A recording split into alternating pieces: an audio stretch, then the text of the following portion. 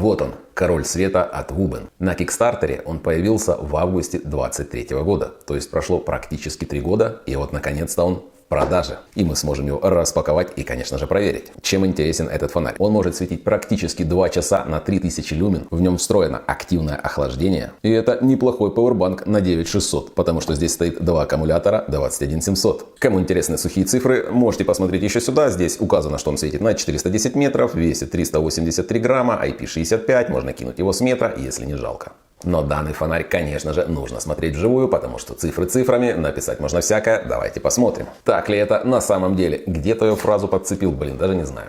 Внутри коробка симпатичного синего цвета. Инструкция не газета, вот это я поддерживаю. Вот эта инструкция. Охренеть тяжелый фонарь. Крепление на пояс. 4 маленьких винтика. Здесь не просто темляк, а встроенный USB-шка. Type-C, причем Type-C, который может передавать 60 Вт. То есть это 3 ампера и 20 вольт. А сам фонарик выдает у нас 3 ампера и 5 вольт, то есть он 15 Вт выдает. Так что здесь запас приличный. Это самый толковый темляк, который я видел. А вот такую штуку я рассматриваю первый раз. Вот такой вот он, Blade Holster. Крепление на ремень от Wuben. Очень интересно попробовать, но пока отложим. Потому что хочется подержать в руках вот эту вот мощь от Wuben.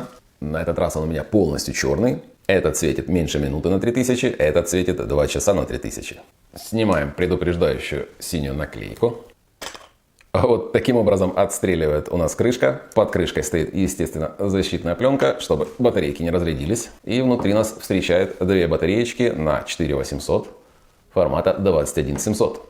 Внутри, как вы видите, все так же красиво и, в общем-то, особо лишнего алюминия здесь нету. И при этом все выточено с одного куска алюминия. У нас есть контакт плюс, контакт минус, аналогичные контакты внутри. Все это дело подпружинено. Контакт от крышки передается на корпус с помощью вот такого вот соединителя. Тоже, как видите, позолоченного. По кругу у нас идет резинка, так как у нас есть все-таки влагозащита. Закрываем. Закрывается приятно.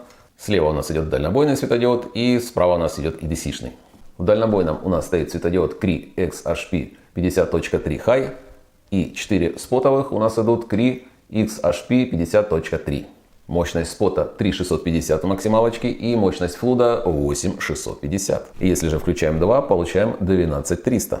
Интересная форма идет отражателей. Как видите, по кругу идут бороздки, скорее всего для более равномерного отражения света. На левой грани имеем порт Type-C и кнопку включения и управления, собственно, самим фонарем. Минимальные режимы у нас по 10 люмен, 10 люмен на дальнобойном, 10 на ближнем и 20-очка, если мы включаем 2 параллельно. Вот таким образом выглядит 12 тысяч люмен. Конечно же, мы проверим, как все это дело выглядит на улице, а пока пошел тестировать, для вас пройдет буквально 1 секунда. Проходил я с данным фонарем около 2 недель, и что я заметил? А это то, что он очень тяжелый. Он весит практически 400 грамм, и даже когда вы его ложите в рюкзак, это очень заметно. В комплекте к нему идет вот такое вот крепление на пояс. Довольно удобно он в нем крепится, а вот таким образом это выглядит. Для того, чтобы удобно ложить, нужно расстегнуть липучку, застегнуть липучку, либо же ее держать в ослабленном состоянии, и вот таким образом можно пользоваться. Но если вы будете пользоваться темляком, то уже неудобно будет пользоваться вот этой кобурой. Вот таким образом будет у вас темлячок торчать. По итогу кобура интересная штука. Она в принципе хорошо спроектирована. В ней хорошо держится фонарик. Он никуда не девается с пояса. Как бы вы там ни бегали, но вы сможете ею пользоваться только если он вам реально нужен. Потому что ходить с такой обоймой по городу, ну, такое себе удовольствие, довольно тяжелое и привлекает немножко внимания. Я бы предпочел вместо кобуры, если честно, какой-нибудь удобный чехол, потому что когда я его кидаю в рюкзак, особенно если это делать стеклом, то немножечко напрягаешься, потому что, ну, мало ли. По управлению все удобно. Переключаете на дальний, переключаете на ближний, и центральное положение включены все светодиоды. Кнопка металлическая, чуть-чуть выступает над корпусом. Внутри, как видите, есть индикатор. Единственное, впереди перед кнопкой стоит порт Type-C. И когда вы нажимаете на клавишу, вы всегда его немножко чувствуете. В общем, это никак не мешает, но если он был бы на другой стороне, было бы вообще идеально. Так как фишкой данного фонаря является вентилятор обдува, то, оказывается, его можно включить 5 раз, резко нажав на клавишу. Раз, два, три, четыре, 5. В шумных помещениях его вообще не слышно, а вот сейчас тихо, и на микрофон, я думаю, слышно, как он работает. И, конечно же, для начала я проверил, как работает данный фонарик в автоматическом режиме. Итак, врубаем все на максимум. И секунд 15 вообще никаких потерь яркости мы не видим. Потом есть небольшие потери яркости, которые потихонечку в течение минуты начинают уменьшать яркость, и приблизительно к минуте яркость уменьшается в 2 раза. Плохо это или хорошо? Даже не знаю. Яркость довольно-таки большая, 12300, и за минуту она теряется в 2 раза. Визуально могу оценить как 30% потеря яркости, то есть это глазом видно. И как вы видите, около 15-16 секунд яркость держалась вообще без просадок. Если честно, я думал, так будет минуту, но оказалось чуть-чуть меньше, и дальше она 6 ступенечками начинает падать вниз. Но так как я знал, что можно принудительно включить вентилятор, включаю на максимум и начинаем смотреть, что происходит. Как вы видите, максимальная яркость секунд на 5 держится дольше. Около честных 20 секунд, а дальше потихонечку начинает падать. И приблизительно в таком же темпе, около минуты, данный фонарик теряет приблизительно половину яркости. И вот таким образом выглядит график. Как вы видите, он практически идентичен с первым графиком. Единственное, первая ступенька наступает на 5 секунд позже, а вторая длится чуть-чуть короче. Почему получились идентичные графики? Потому что вентилятор включается приблизительно на 15-20 секунде, поэтому вот это небольшое преимущество в 5 секунд достигается из-за того, что вентилятор уже включен. Если для вас это важно, то можете заранее включать вентилятор. И, конечно же, я решил проверить, возможно, ближний свет, который выдает 8650, будет работать дольше, чем полностью включенный фонарь на ближней и дальней на 12300. И что удивительно, он начинает яркость терять раньше. И в течение минуты, если вы заметите, яркость падает больше, чем в 2 раза. С чем это связано, не совсем ясно. Возможно, с тем, что нагрев идет только с одной стороны, либо же еще с какими-то факторами. Но, как вы видите, это не самый эффективный режим работы. Единственный плюс — это небольшая экономия батарейки, если вам нужно светить только в широком угле. Вот таким образом выглядит график затухания яркости для широкого угла. И, как видите, здесь больше ступенечек. Здесь не 6 ступенечек, а около 10 ступенек падения яркости на 1 минуте. Почему так происходит, не знаю, но вот такая интересная особенность замечена. По поводу формы светового пятна. Вот такое световое пятно выдает дальний луч, а вот такую световую картинку выдает широкий луч с того же расстояния. Как вы видите, дальний луч тоже имеет боковую засветку, а если включаете широкий угол, то идет равномерная засветка всей площади. А если приложить фонарик к стене, для того, чтобы посмотреть, какой угол света он выдает, то вот таким образом будет выглядеть дальний свет, а вот таким образом будет выглядеть ближний свет. В конце обзора я, конечно, вытащу вентилятор и посмотрим, набивается пыль, не набивается. Все-таки пару недель я им пользовался. А пока покажу вам, как выглядит прогрев данного фонаря. Как вы видите, прогревается голова хорошо, около 50-55 градусов она набирает в максимуме. И потихонечку тепло расползается на весь фонарь. С теплоотводом у данного фонаря очень-таки неплохо. Вот таким образом выглядят внутренности данного фонаря. Если его начать разбирать, разбирал не я, потому что я не очень люблю разбирать фонари, но если вам интересно, выглядит все вот таким образом. И довольно крупные ребра используются на радиаторе, как вы видите. А в реальности прогревается он только вот здесь. Сюда уже тепло практически не доходит. Если вы держите вот так вот рукой, то он немножечко теплый становится. И даже в максимуме он не горячий. Переходим в ближний свет. И пробежимся по базовым режимам. Зажимаем клавишу, попадаем в минимальный 10 люмен. Далее при нажимании и удерживании переходим в следующий режим. Это 200 люмен. Затем 500 люмен и 1800 люмен. Естественно, память присутствует. Выключаем, включаем, попадаем на те же 1800. Если нужно попасть в минимальный режим, все так же зажимаем, попадаем в 10 люмен. Если нужно попасть в максимальный режим, то есть в турбо, 2 раза нажимаем из выключенного состояния. И получаем 8650. Также можно включить обычный режим 10 люмен и 2 нажатиями перейти в максимальный 8650. Не совсем стандартная индикация. Если у нас синий горит, это 90 и более процентов заряда. Если голубой мигает, то заряд от 40 до 90. Если же загорится красный, то у нас будет заряд от 15% до 40. Ну а если мигает, там, естественно, уже иди и заряжай меньше 15%. Так как режимы свечения абсолютно идентично работают, покажу еще, как можно включить, к примеру, стробоскоп. Стандартные 3 нажатия. Раз, два, три. И включаем стробоскоп на широком угле. 4 нажатия, по идее, должна быть блокировка. Раз, два, три, 4. Да, фонарик заблокирован. И теперь никоим образом вы его не включите, пока не нажмете 4 раза. Раз, два, три, 4. 5 нажатий, включаем вентилятор. Раз, два, три, 4, 5. И если вам не нравится стробоскоп, нажимаем 3 раза, раз, два, 3, и еще 3 раза, раз, два, 3. И переходим в режим SOS. И так как некоторые фишки никто вам кроме меня не расскажет, давайте посмотрим, как работает здесь замок. Итак, вниз у нас замок закрыт, вы не можете нажать, вверх он у нас открыт. Открываем. Конечно же, фишка не в этом, а мы вытаскиваем один аккумулятор. И как вы думаете, будет ли он работать? Логично предположить, что не будет. Но давайте проверим. Ничего себе, он включился. Да, как ни странно, он включается даже при одном аккумуляторе. Работает немножко странно. Но при этом работает, выдает около 100 люмен, наверное. Но при этом работает и можно переключить на ближний и на дальний свет. А учитывая, что драйвер явно не рассчитан на 4 вольта, то здесь стоит хороший драйвер, который даже из 4 вольт выдает нам хоть какой-то, но свет. В общем, фонарик довольно-таки интересный. Перед тем, как ставить вот это велокрепление, давайте проверим, можно ли поджечь данным фонарем бумагу.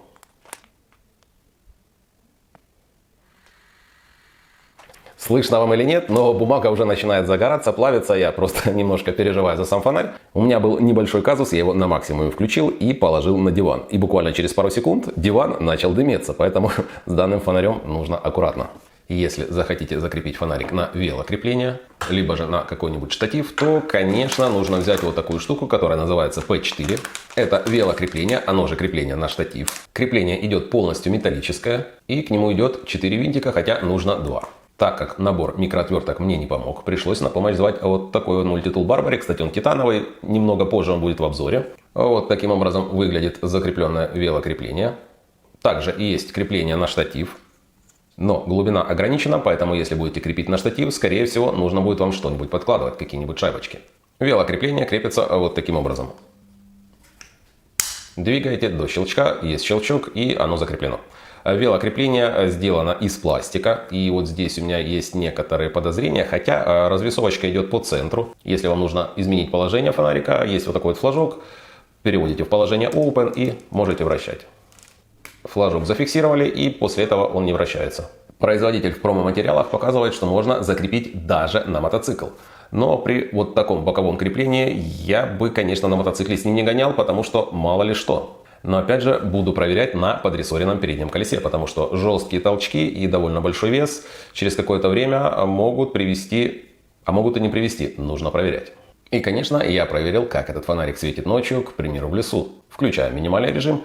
И, как мы видим, даже на минималочке, на 10 люменах, в принципе, с ним можно по лесу ходить. На втором режиме 200 люмен, мне кажется, уже все, что нужно, можно увидеть. Но если переходим в 500, то вообще все отлично видно. 1200 люмен и просматриваются все дальние закоулки. Ну, естественно, если включим на максималочку, на 3650, то камера немножечко скорректирует экспозицию и на вид выглядит все так же, а глазом все становится, если честно, даже слишком ярко. Поэтому в дальнобойном режиме 3600 нужно только для того, чтобы согреть руки, либо же высветить что-то вдалеке. А вот таким образом в лесу выглядит ближний свет. Включаем ближний свет. 10 люмен в принципе хватает для того, чтобы не упасть и осветить вокруг себя на расстоянии до 10 метров. 200 люмен достаточное освещение, уже видно прилично. Если включаем 500 люмен, то этого уже точно достаточно для того, чтобы передвигаться по лесу. А если включаем 1800, то даже есть небольшой избыток света. И в этом режиме, кстати, фонарик работает 5 часов. А если мы перейдем в режим 8650, то яркость, конечно, возрастает заметно, но он проработает в этом режиме меньше минуты, поэтому если вам не нужно никого удивлять и освещать просто огромные территории, турборежим, если честно, особого смысла включать не вижу. Потому что 5 часов на 1800 этого хватит, практически для всего. Ну а если нужно осветить большую территорию, причем с паразитной боковой засветкой, конечно же, я проверил. Итак, врубаем 2 режима. И даже на 20 люменах, как видите, уже можно передвигаться. 400 люмен – достаточный уровень освещения. А 1000 люмен, на мой взгляд, это вообще оптимальный вариант, потому что и видно хорошо, и светит долго. Он светит 5,5 часов. И если нужно поярче, но все же долго, то включаем максимальный режим, но не турбо, это 3000 люмен. В этом режиме он светит 1,8 часа и освещает практически футбольное поле. А если нужно осветить все вокруг, включаем максимальный режим. Естественно, телефон подгоняет выдержку ISO, но ощущение, что видно просто все вокруг. Если говорить честно, в реальной жизни ситуаций, в которых нужен именно такой яркий свет, я даже не припомню, но вау-эффект производит данный фонарик просто отличный. Если постараться, то избыточной яркости, к примеру, 3000 люмен, можно придумать применение. Можно светить в потолок, и этой яркости вполне себе достаточно, чтобы, к примеру, снимать ролик. Стандартная лампа выдает около 800 люмен. Можете почитать на упаковке. То есть данный фонарик продолжительно может светить как 4 лампы, и в принципе можно использовать как резервный источник освещения. Но вам, наверное, как и мне, интересно посмотреть, что же внутри стоит за такой вентилятор. Довольно легко выпадает. Вот эти два контакта подают напряжение на вентилятор. Зачем-то здесь присутствует смазка. И вот такой микрокулер сидит внутри данного фонарика. Лишнюю смазку я, конечно же, вытираю. Если вы будете погружать данный фонарик под воду, то, я думаю, критического ничего не будет, но вентилятор нужно будет вытащить и хорошо просушить. Да и весь фонарик придется разобрать и просушить. Разбирается он довольно-таки просто. 4 винта, в общем, разобрали, просушили, потому что полной герметичности у него нету и, скорее всего, никаких особо тяжелых последствий не будет, но это, опять же, если разобрать и просушить.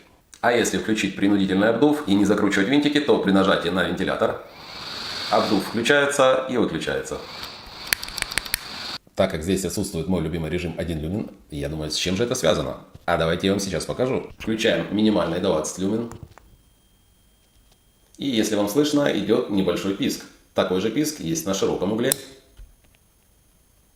Скорее всего, блок питания не допускает еще более низкие токи и начинает издавать вот такие интересные звуки. Его практически не слышно, если есть хотя бы какой-то шум, вы его не услышите, но тем не менее он есть. Поэтому, я думаю, ниже яркость решили и не понижать. Фонарик, как всегда, у Wubin получился интересный. Это мой максимально яркий фонарик в коллекции, мне он понравился. Но если вы решите купить данный фонарик, подумайте, с какой целью вы его покупаете. Потому что для ежедневного использования, к примеру, тот же X4 будет намного более практичный. Мне кто-то предлагал сделать сравнение этих фонариков. Но мне кажется, они настолько разные по габаритам, что особого смысла их сравнивать нету. X4 это определенно отличный эдесичный фонарик. А X1 Pro это, конечно, более профессиональный фонарик, и просто так с собой таскать 400 грамм веса на всякий случай, ну, это такое себе.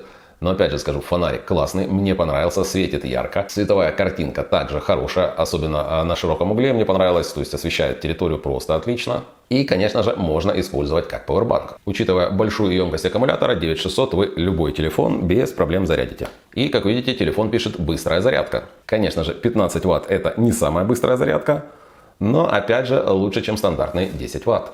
Итог простой. Если вам нужен очень яркий фонарик, который может в режиме 3000 люмен светить практически 2 часа, то X1 Pro будет отличным выбором. Мне фонарик понравился, однозначно в коллекцию. Брать можно.